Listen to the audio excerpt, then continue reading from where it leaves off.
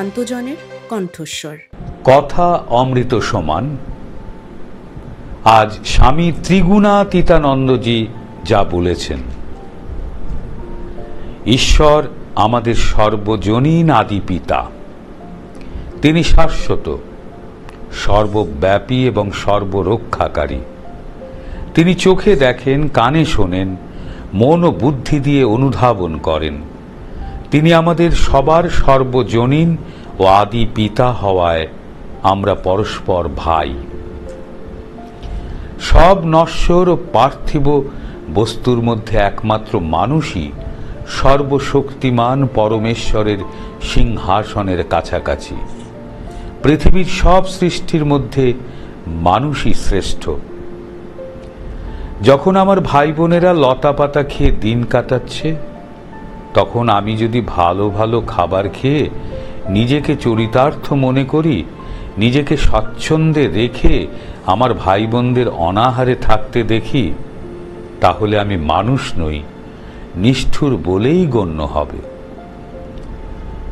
অভাব পীড়িত ভাই বোনদের আমি যদি সাহায্য না করি, তবে আমি আমার পবিত্র কর্তব্য থেকে বিচ্যুত হব এবং এ কৃত পাপের জন্য আমাকে সর্বজ্ঞ পরম পিতার সর্বোচ্চ বিচারে কঠোর শাস্তি পেতে হবে। জীবনের শেষ পর্যন্ত মাকে ডাকতে ডাকতে যদি একটা ডাকও ডাকার মতো হয়ে পড়ে, তাহলেই তো কেল্লা ফতে। ঈশ্বর মায়ার সাহায্যে পালন করছেন। ঢেউ দেখে সংসারে হাজার তুফান উঠলেও বা মনে হাজার দুর্বলতা এলেও কখনো হালটি ছাড়বে না, কখনো মাকে ডাকতে ভুলবে না।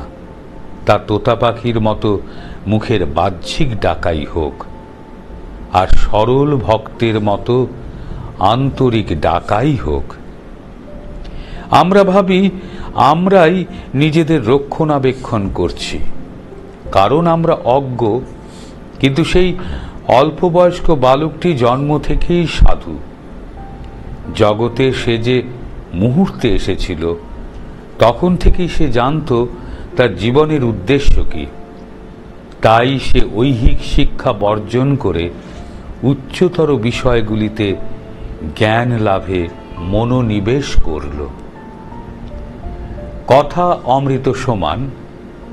আজ শুনলেন স্বামী ত্রিগুণাতীতানন্দ যা বলেছেন।